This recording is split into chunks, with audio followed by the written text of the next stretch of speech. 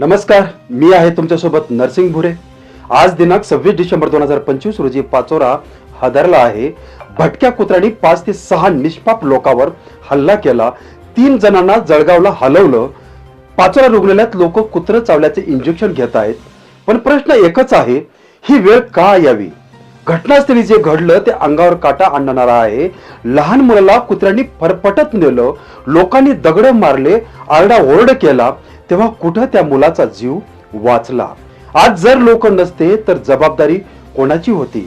मी पत्रकार म्हणून आधीच नगरपालिकेला इशारा दिला होता, व्हिडिओ दाखवलं, तक्रारी मांडल्या, पण प्रशासन गप्प बसलं। आज प्रश्न थेट आहे, नगरपालिका झोपेत आहे का? कोणी मरेल तेव्हा कारवाई होणार का?